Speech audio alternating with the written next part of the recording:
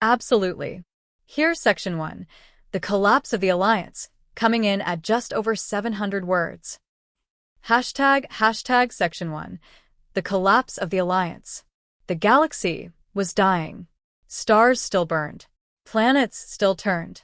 But the spark, the will to fight, to resist, to hope, was fading faster than the last defensive line over Zari's prime. The Galactic Confederacy, once the proud union of 53 starfaring species, was crumbling. The enemy, the Ketheri Dominion, was relentless. They didn't negotiate. They didn't pause. They didn't even seem to hate. They simply advanced, an endless swarm of hive-born warriors, biomechanical monstrosities, and ships grown from the carcasses of consumed worlds. The war had begun as a border skirmish, then erupted into an inferno that consumed system after system. The Confederacy, bloated with bureaucracy and arrogance, had underestimated the threat. By the time they understood the nature of their enemy, 10 core systems were already lost. Entire species had been wiped from the galactic registry. Confederate forces had once boasted the finest fleets, AI strategists, and bio-enhanced soldiers in the known galaxy. None of it mattered. The Ketheri didn't follow logic. Their tactics were suicidal, unpredictable, and horrifyingly effective. They adapted in real time, shedding casualties like molted skin, only to re-emerge deadlier with each wave. And worse, they consumed everything.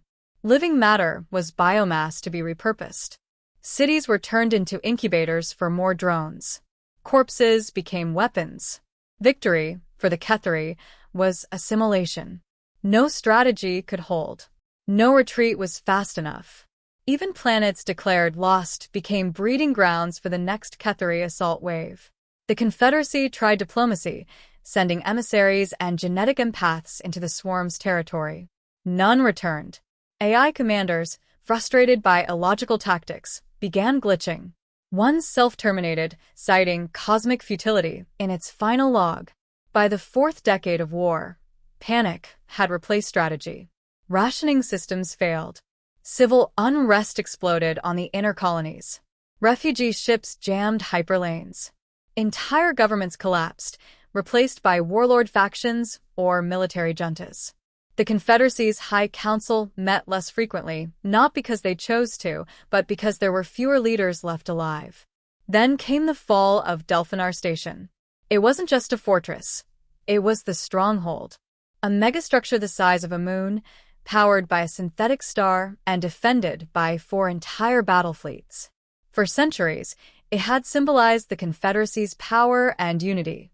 In just 6 days, it was overrun. The Ketheri burrowed through shields, hollowed out the inner core, and seeded it with new queens. When the last transmission came through, a guttural scream and a burst of static, the Council knew. They had lost the war. Desperate, a forgotten protocol was unearthed from the vaults of Confederate intelligence, Protocol E-7. It referenced an isolated species once scouted and rejected for galactic induction.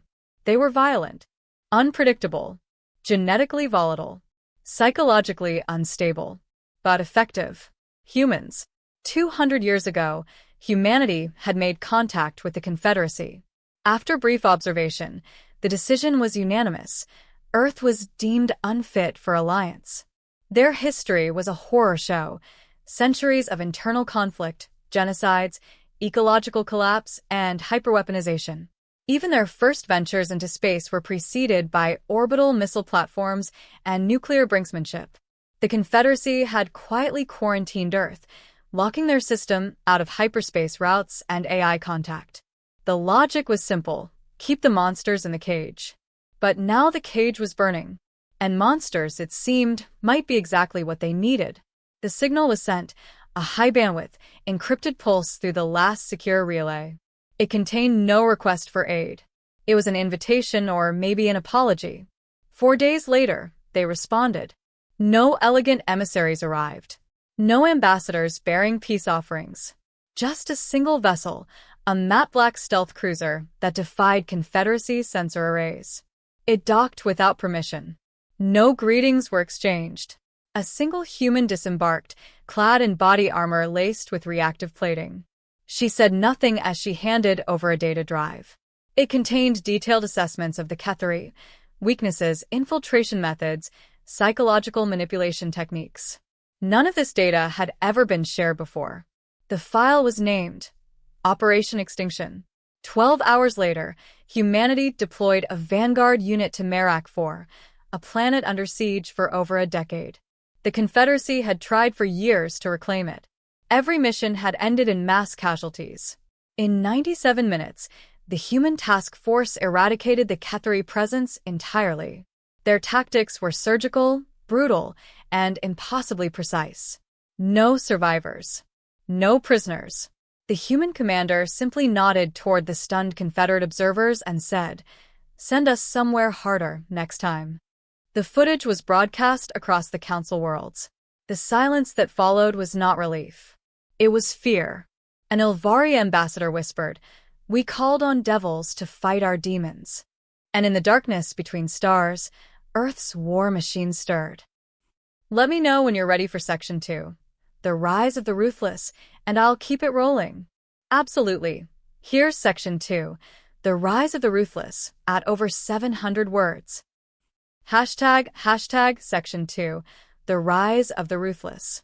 They didn't come in grand fleets. They didn't march in parades or deliver stirring speeches. The humans arrived like ghosts, like predators, swift, quiet, and devastating. Where the Confederacy had relied on layered defenses and diplomatic restraint, the Terran military authority had no such illusions. Their only doctrine was victory, and their only measure of success was extinction. The first true deployment of Terran forces came during Operation Black Sun, the reclamation of the industrial world mere than 8. The Ketheri had entrenched themselves deep into the crust, nesting in the cities and even hollowing out the planet's mantle to construct spawning chambers. 3 Confederate fleets had tried to retake it. All had failed. Humans didn't send fleets. They sent a package. A drop pod tore through the atmosphere, slamming into the planetary surface at terminal velocity. From it emerged a single individual, Major Aisha Holt, clad in armor that whispered and flexed with every movement, the very air bending around her from thermal bleed-off. Within 6 hours, she disabled the Ketheri's planetary comms, contaminated their spawning pools with engineered fungal agents, and summoned an orbital strike that shattered the largest hive spire. By the time Terran ground troops arrived, the planet was already dying, and the Ketheri with it. This was how humans fought. Not with honor, not with mercy, but with terrifying precision and creativity. The Confederacy didn't understand. To the Union's tacticians, war was mathematical, a contest of attrition and position. Human war was emotional, psychological. It was personal. They turned every battle into a horror show tailored for the enemy. Sound weapons mimicked the Ketheri's Hive Queen signals, causing infighting. Microwave emitters cooked the drones inside their chitinous shells. Civilian populations were relocated, not for their safety, but to turn their cities into trap-laden death zones. Every structure, General Voss had explained, is a potential weapon. If it can't be used by us, it will be used against them. Voss became a symbol, not just of human military might, but of something colder, harder. He didn't speak to the Confederacy. He didn't negotiate. He simply commanded. Under his leadership, the Terran Authority expanded its influence across dozens of battlefronts, reclaiming worlds long written off as lost. And then came the Black Ice Units. Composed of specialists from Earth's most secretive military enclaves, the Black Ice were deployed only under Voss's direct command. Their mission wasn't conquest. It was terror. They infiltrated Ketheri systems, sabotaged growth chambers, hacked into hive signals to spread disinformation, and even seeded internal biological chaos, diseases designed to attack Ketheri genetic structures. The Confederacy had never dared such tactics. Humans did it without blinking. The results were undeniable. Within months of human integration, the Ketheri advance halted. Within a year, they began to fall back. Systems that had been dark for decades lit up again with life. Trade routes reopened. Refugees returned. But it came at a price. Human methods clashed with every ideal the Confederacy had upheld for centuries. Their disregard for collateral damage, their use of bioweapons and psychological warfare, it was an affront to the ethics of every civilized species. Alien news networks replayed footage of a Terran orbital bombardment turning a continent to glass. A survivor colony was accidentally caught in the blast radius.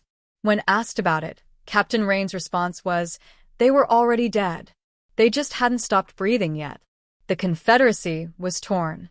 Protests erupted on capital worlds, accusing Earth of war crimes.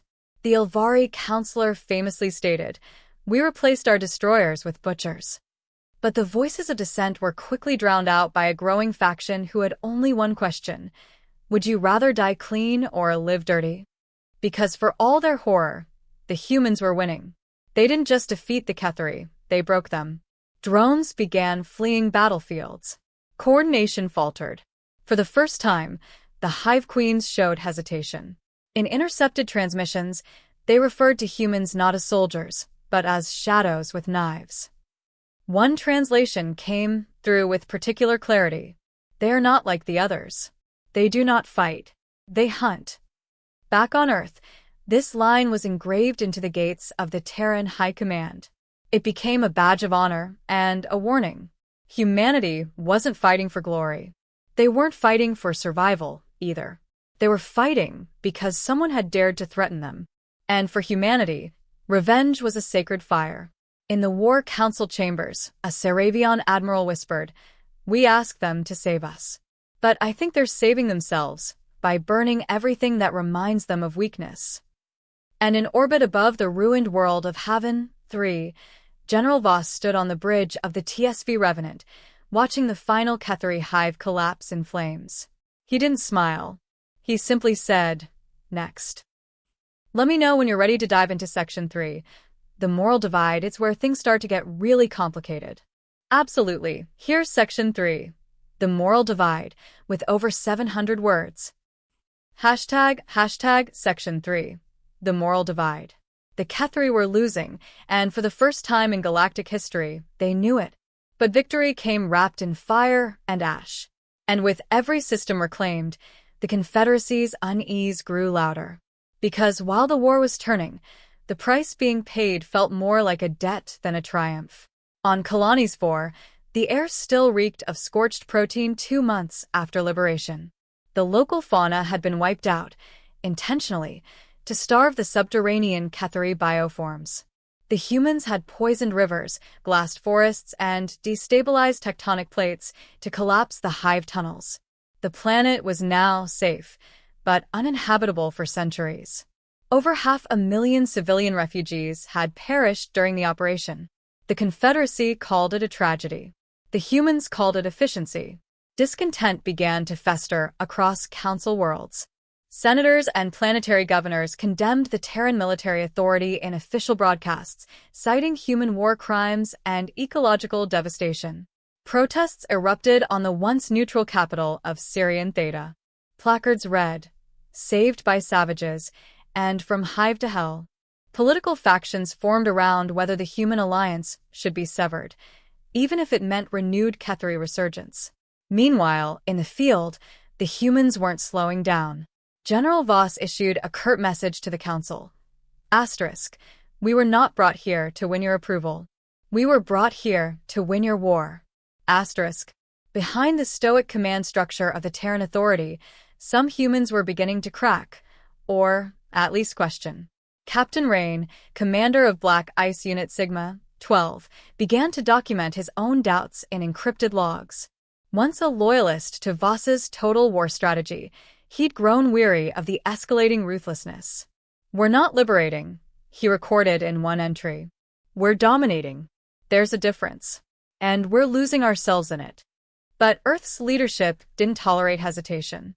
When Rain refused a kill order targeting a suspected Ketheri-controlled nursery, one later discovered to house non-combatant alien children mistaken for hybrids, he was reassigned. The official report said, "Tactical reallocation." The truth: he had refused to commit genocide. It wasn't just Rain. Whispers spread among the Terran ranks, soldiers who flinched, who questioned orders, who remembered what it meant to be human in ways that didn't involve vengeance or eradication. Some were discharged. Others disappeared. Yet for many, these weren't moral failings. They were weaknesses. The dominant philosophy on Earth had become simple: survival at any cost. Compassion, idealism, restraint, those were luxuries of peace. And peace, they believed, had made the galaxy soft.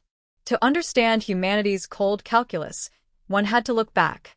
Before isolation, Earth had nearly destroyed itself multiple times.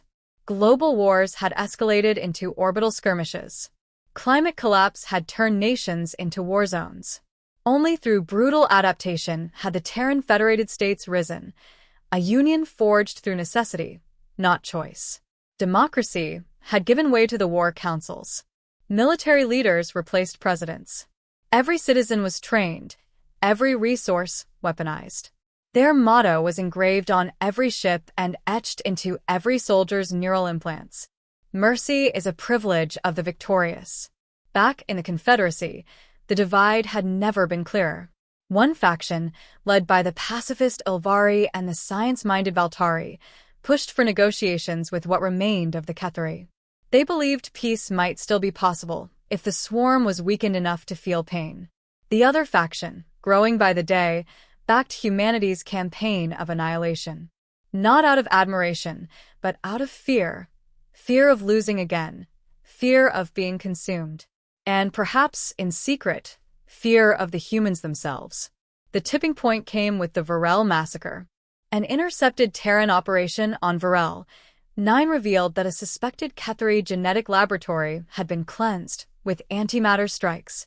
Surveillance drones captured images of charred alien scientists, unarmed, mid-research, their bodies scattered across a cratered research facility. The Ketheri hadn't even been present. The site was studying swarm biology for a potential cure. The footage leaked. Outrage spread like plasma fire. Confederacy officials demanded answers. Humanity gave only silence. General Voss issued a single line via encoded channel. Asterisk, if it was Ketheri, it was a threat. If it was not, it shouldn't have been near one. Asterisk. An emergency summit convened to discuss the possibility of ejecting the Terran Authority from the war. But the moment the idea was raised, it was crushed, not by human threats, but by cold reality. The Confederacy couldn't win without Earth. They no longer controlled the logistics networks. The largest active fleets were Terran. Supply chains, intelligence webs, and even orbital defense protocols now ran through Earth's military AI systems. To sever the alliance would be to lose the war, and perhaps invite a second enemy, one they had invited in themselves. An Ilvari diplomat, trembling with barely suppressed dread, addressed the summit. We summoned dragons to save us from the abyss. And now we live in their shadow. The Confederacy did what it always did when it feared the answer. It stalled. Meanwhile, Operation Extinction Protocol was greenlit. The target, the Ketheri homeworld. Let me know when you're ready for Section 4. Victory's Price, the grand finale. Absolutely, here's Section 4. Victory's Price, completing the story with just over 700 words. Hashtag Section 4. Victory's Price. The Ketheri homeworld was not a planet in the traditional sense. It had no orbit, no sun. It floated in deep interstellar void, a rogue planet, shrouded in electromagnetic storms and cloaked in layers of biosynthetic mist that devoured sensors. The Confederacy had never located it, but the Terran Authority did. They had been searching for years, tracking swarm movement patterns, analyzing quantum entanglement signals, and even interrogating captured drones using neural inversion techniques most species deemed illegal. Once they found it, they didn't hesitate. Operation Extinction was the single largest military undertaking in galactic history. Every active Terran fleet was mobilized. 4,000 warships, each bristling with weaponry forbidden by the Confederacy. Orbital graviton rippers, atmosphere burners, sentient virus payloads.